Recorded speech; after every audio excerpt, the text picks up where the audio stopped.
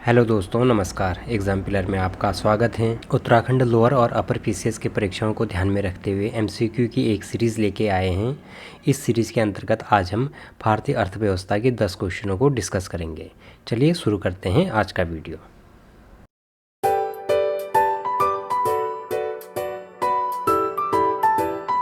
पहला क्वेश्चन है, भारत में मिश्रित अर्थव्यवस्था की अवधारणा को निम्नलिखित में किसके अंतर्गत स्वीकार किया गया? तो इसका सही जवाब है ऑप्शन बी, द्वितीय पंचवर्षीय योजना के अंतर्गत। जो भारत में मिश्रित अर्थव्यवस्था की अवधारणा थी वो द्वितीय पंचवर्षीय योजना के अंतर्गत स्वीकार किया गया। और जो मिश्रित अर्थव्यवस्था के जनक माना जाता है वो प्रोफेसर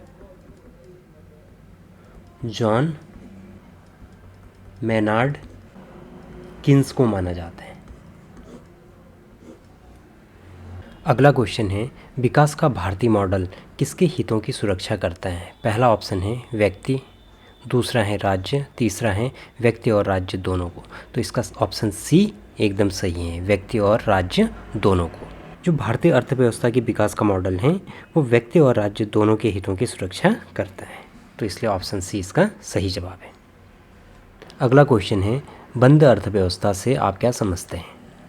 बंद अर्थव्यवस्था ऐसी अर्थव्यवस्था को कहते हैं जिसमें विश्व के देशों के साथ व्यापार न होकर देश में ही व्यापार अधिक होता है, उसको बंद अर्थव्यवस्था कहते हैं या क्लोज्ड इकोनॉमी कहते हैं।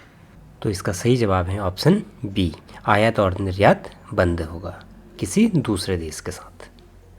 अगला क्वेश्चन है, अल्प विकसित अर्थव्यवस्था की सामान्यतः विशेषता होती है। जो अल्प विकसित अर्थव्यवस्था शब्द हैं वो ऐसे राष्ट्रों के लिए प्रयोग किया जाता है जहाँ के लोगों का रहन सहन का स्तर काफ़ी नीचा होता है, क्योंकि वहाँ का उत्पादन स्तर काफ़ी कम और जनसंख्या का स्तर अधिक होने से वहाँ की जो प्रति व्यक्ति आय का स्तर होता है वह निम्न पाया जाता है। तो जो इसमें 4 ऑप्शन विकल्प दे रखे हैं, प्रति व्यक्ति आय का निम्न होना एकदम सही है। दूसरा है पूंजी निर्माण में निम्न दर, यह भी एकदम सही है। तीसरा है निम्नतम आश्रितता अनुपात, यह एकदम गलत है। और चौथा है तृतीय क्षेत्र में अधिक कार्यबल शक्ति का होना, यह भी एकदम गलत है। तो इसका जो सही जवाब है वो है ऑप्शन कथन 1 और 2, ये दोनों सही है। ऑप्शन ए इसका सही जवाब होगा। जो अल्प विकसित अर्थव्यवस्था होती है उसके और कुछ विशेषताएं होती हैं, जैसे निम्न जीवन स्तर, निम्न प्रति व्यक्ति आय, जनसंख्या वृद्धि की उच्च दर, बेरोजगार दर, पूंजी निर्माण में निम्न दर, और जो अर्थव्यवस्था में कृषि क्षेत्र यानी कि प्राथमिक क्षेत्र का आधिपत्य होता है वह अधिक पाया जाता है। अगला क्वेश्चन है, निम्नलिखित में से कौन सा आर्थिक विकास का प्रमुख कारक नहीं है? जो पहला ऑप्शन दे रखा है पूंजी का संचय एवं तकनीक सुधार, एकदम सही है। दूसरा है जनसंख्या में परिवर्तन, यह भी एकदम सही है। तीसरा ऑप्शन है विशेषीकृत क्रियाओं गतिविधियों में श्रम विभाजन, यह भी एकदम सही है। चौथा ऑप्शन है तकनीकविद और नौकरशाह, यह एकदम गलत जवाब है। जो आर्थिक विकास का प्रमुख कारक होते हैं उसमें तकनीकविद और नौकरशाह शामिल नहीं है, तो इसका ऑप्शन डी एकदम सही जवाब है। अगला क्वेश्चन है, निम्नलिखित में से कौन सा आर्थिक वृद्धि का अच्छा सूचक है? तो पहला ऑप्शन है चालू कीमतों पर सकल घरेलू उत्पाद, एकदम गलत है। दूसरा है स्थिर कीमतों पर सकल घरेलू उत्पाद, ये एकदम सही जवाब है। जो स्थिर कीमतों पर सकल घरेलू उत्पाद होता है वह आर्थिक वृद्धि का सबसे अच्छा सूचक माना जाता है। अगला क्वेश्चन है, किसी देश की आर्थिक समृद्धि का सबसे उपयुक्त मापदंड है? पहला सकल घरेलू उत्पाद, गलत है। दूसरा निवल घरेलू उत्पाद, गलत है। तीसरा निवल राष्ट्रीय उत्पाद, यह भी गलत है। चौथा है प्रति व्यक्ति वास्तविक आय, ये एकदम सही जवाब है। जो प्रति व्यक्ति आय होती हैं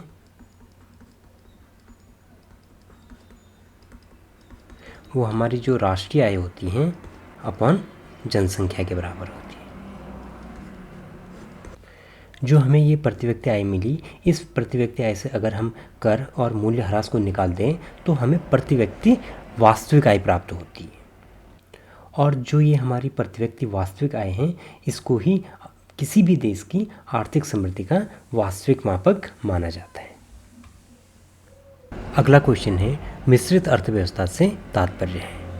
पहला ऑप्शन है आधुनिक एवं परंपरागत क्षेत्रों का सह अस्तित्व, एकदम गलत। दूसरा ऑप्शन है सार्वजनिक एवं निजी क्षेत्र का सह अस्तित्व, यह एकदम सही जवाब है। जो मिश्रित अर्थव्यवस्था होती हैं यह निजी उपक्रम और निजी लाभों का समर्थन करती हैं, परंतु साथ ही साथ जो संपूर्ण समाज के हितों की रक्षा के लिए सरकार के अस्तित्व को भी महत्वपूर्ण मानती हैं। और भारत में जो द्वितीय पंचवर्षीय योजना थी उसी के अंतर्गत मिश्रित अर्थव्यवस्था को सम्मिलित किया गया है। अगला क्वेश्चन है, भारत के सामने सबसे बड़ी चुनौती है। पहला ऑप्शन है आधारभूत सुविधाओं में अधिक सरकारी पूंजी का लगाना, गलत जवाब है।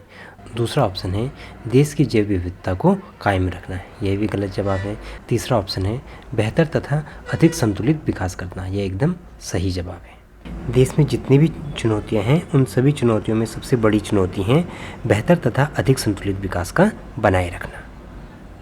और अगला क्वेश्चन है निम्नलिखित में से कौन ग्रामीण अर्थव्यवस्था में अंशदान नहीं देता है। पहला है पशुपालन, इसका गलत जवाब है। कुटीर उद्योग, यह भी गलत जवाब है। निजी धन उधार देने का प्रचलन, ये एकदम सही जवाब है। निजी धन को उधार देने का प्रचलन ग्रामीण अर्थव्यवस्था में योगदान नहीं देता है। ग्रामीण अर्थव्यवस्था में कुटीर उद्योग हो गया, पशुपालन हो गया और अच्छे यंत्र प्रमुख रूप से योगदान देते हैं। ये तो थे इकोनॉमिक्स के 10 क्वेश्चन। मिलते हैं आपसे अगले वीडियो में विज्ञान और प्रौद्योगिकी के 10 क्वेश्चनों के साथ। तब तक के लिए नमस्कार।